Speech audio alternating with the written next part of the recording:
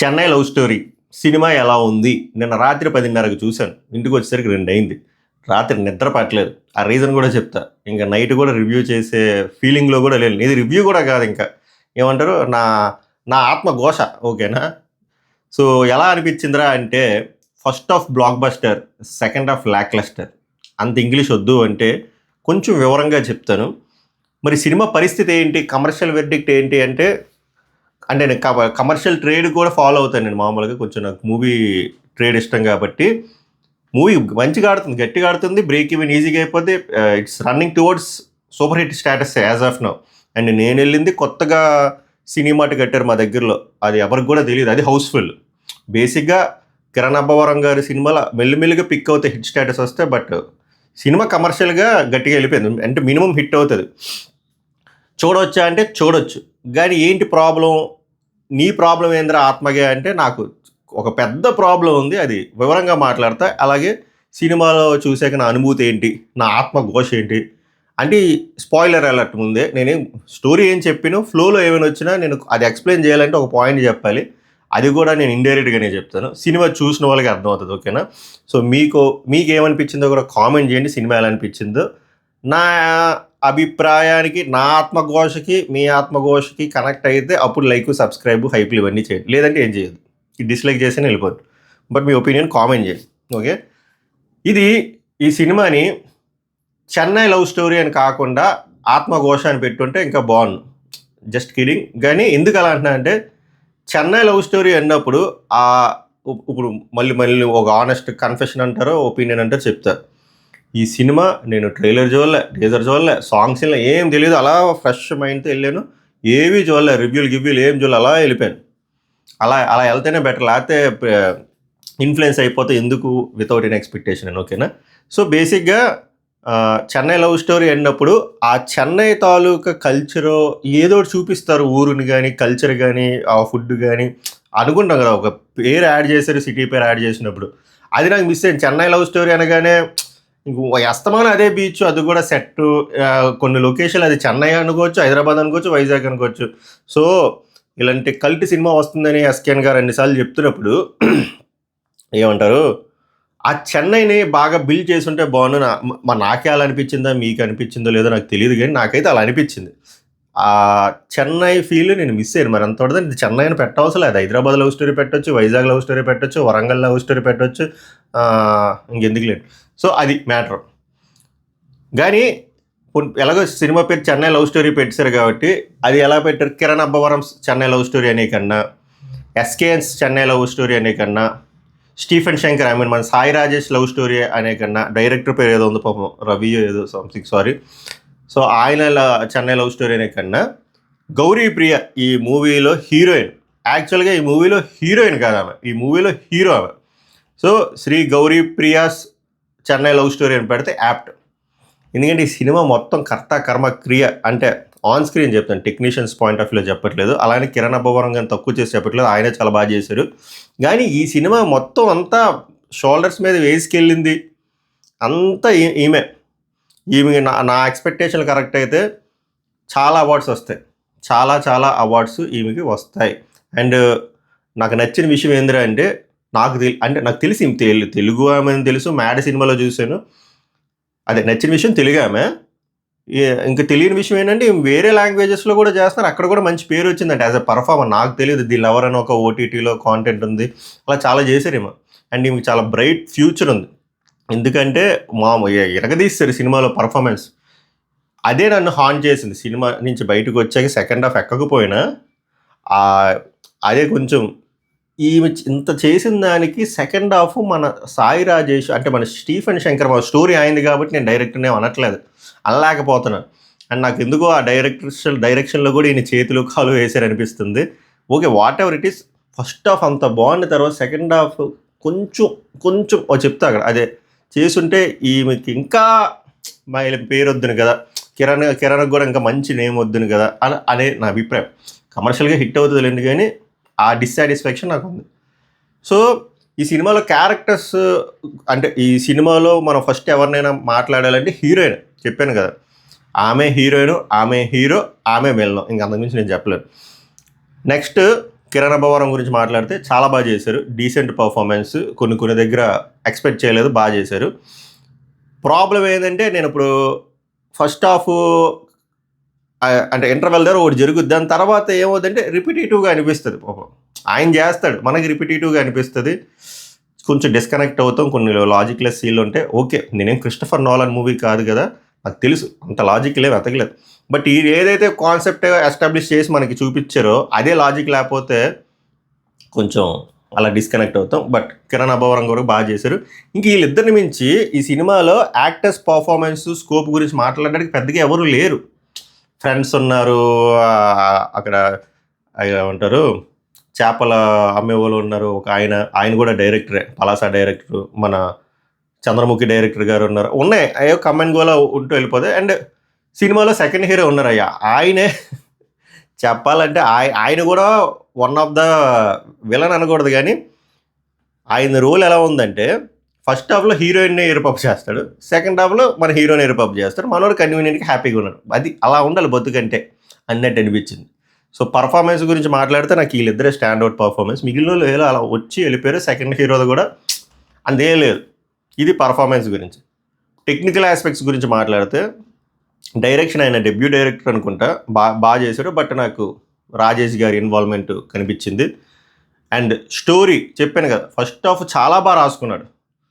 Second half దగ్గర problem ఏమైందిరా అంటే ఇప్పుడు ఆయన ఒక ప్లాట్ అనుకున్నాడు ఆయన, ఓకేనా, ఆ ప్లాట్ అనుకునే దానికి జస్టిఫికేషన్ ఉండాలి. ఫస్ట్ హాఫ్లో ఒక ఇన్సిడెంట్ జరుగుతుంది ఇంటర్వెల్ దగ్గర, ఆ ఇన్సిడెంట్ జరగకుండా మీరు ఏదైతే క్లైమాక్స్ రాశారో అది అయిపోయినా కూడా నేను పర్సనల్గా అంత అఫెండ్ అయ్యేవాడిని కాదు.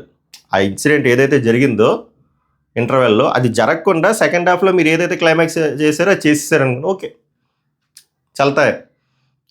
నెక్స్ట్ ఫస్ట్ హాఫ్లో ఆ ఇన్సిడెంట్ జరిగింది, ఆ ఇన్సిడెంట్ జరిగిన తర్వాత మీరు ఆ క్లైమాక్స్ పెట్టకుండా వేరేది, అంటే ఫర్ ఎగ్జాంపుల్ ఇప్పుడు ఆయననే ఇది స్పాయిలర్ అలాంటి చెప్పలేకపోతుంది, సరే ఇప్పుడు మనోడు వస్తాడు కదా సెకండ్ హాఫ్లో, మనోడు రాకపోయినా అదే జరుగుద్ది కదా, అంత చిన్న లాజిక్ ఎలా మిస్ అయ్యారు మీరు అతడి సినిమాలో అన్నట్టు. సినిమా చూసే వాళ్ళకి నా దరిద్రం అర్థం అవుద్ది, అది చెప్పలేరు మెయిన్, ఎందుకంటే అదే మెయిన్ కాన్సెప్ట్.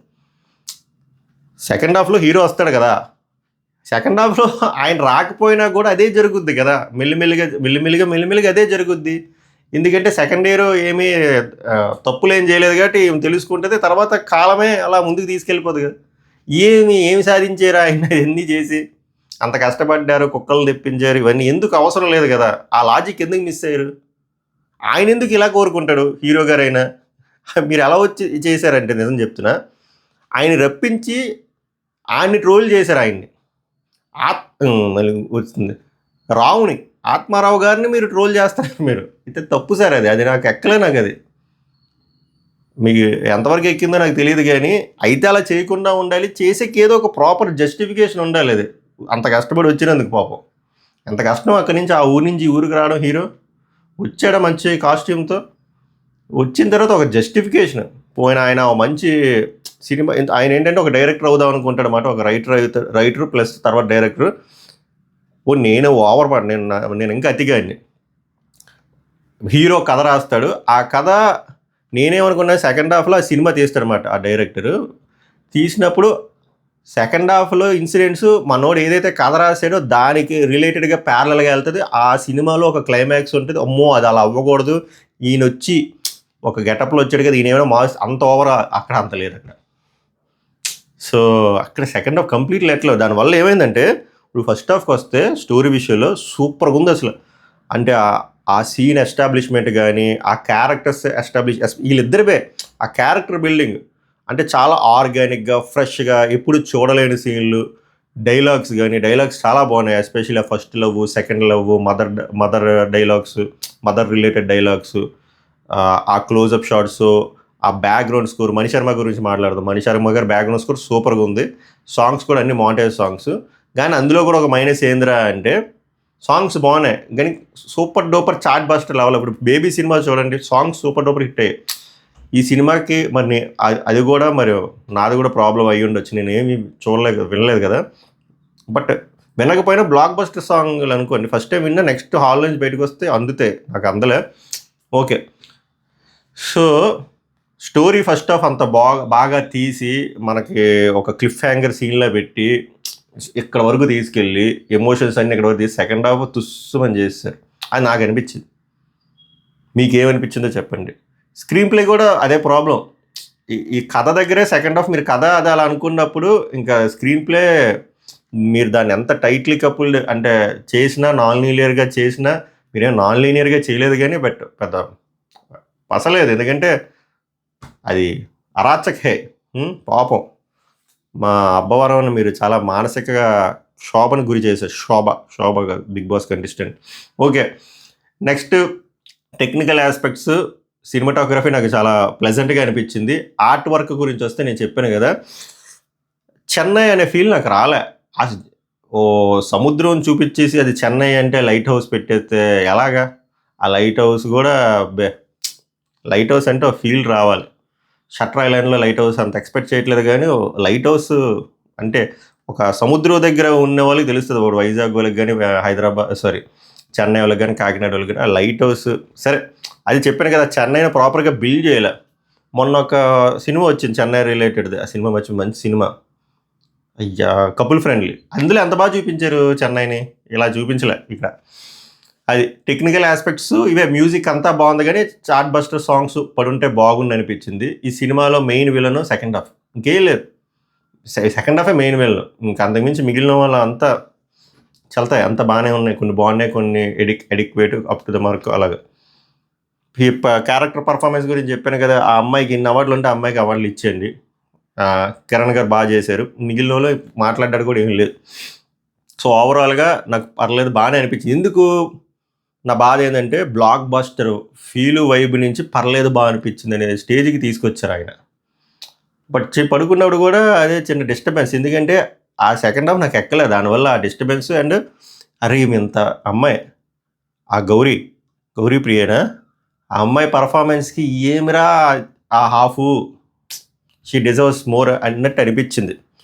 మళ్ళీ రిపిటేటివ్గా చెప్తున్నాను, కమర్షియల్గా చూస్తే సినిమా మంచిగా ఆడుతుంది. ఏంది హౌస్ఫుల్ ఏంది ఆ కొత్త థియేటర్లో, అది ఏషియన్ జీపీ కొత్తది, కష్టం ఆ మూలకి రాలేరు, ఆ పటాన్ చెరువు దగ్గర అది. సో ఓవరాల్గా ఇది నా అభిప్రాయం, ఆనెస్ట్ అభిప్రాయం. మీ అభిప్రాయం ఏంటో కామెంట్ చేయండి. మీకు ఎక్కితే ఏ ఆస్పెక్ట్స్లో ఎక్కాయో కూడా చెప్పండి, ఎక్కకపోతే ఎక్కడ ఎక్కలేదో కూడా చెప్పండి. ఎవరైనా చూడలేని వాళ్ళు ఉంటే చూడండి, నేను చూడొద్దని చెప్పట్లేదు. ఇదేం రాడ్ రంబోలా సినిమా కాదు, చూడండి. ఎక్స్పెక్టేషన్లు కొంచెం తక్కువ పెట్టి, అంటే బయట ఎక్స్పెక్టేషన్లు కొంచెం ట్విట్టర్ చూస్తే ట్విట్టర్ యువత మామూలుగా అది లేపట్లే. మీరు అలా లేపుకొని వెళ్ళిపోతే అబ్బో కష్టం. నార్మల్గా వెళ్ళిపోండి, చూడండి, డీసెంట్ ఫిల్మే. ఒకవేళ సెకండ్ హాఫ్ కనెక్ట్ అయితే మీకు ఇంకా సూపర్గా అనిపిస్తుంది. కొంతమందికి సెకండ్ హాఫ్ కనెక్ట్ అయింది, సో వాళ్ళకి ఇంకా బాగా అనిపిస్తుంది. అది ఓవరాల్గా this is my opinion or my feeling regarding ఆత్మఘోష చెన్నై లవ్ స్టోరీ. మళ్ళీ నెక్స్ట్ వీడియోలో కలుద్దాం. సభకు నమస్కారం. ధన్యవాద్. Hey Stephen Shankar sir.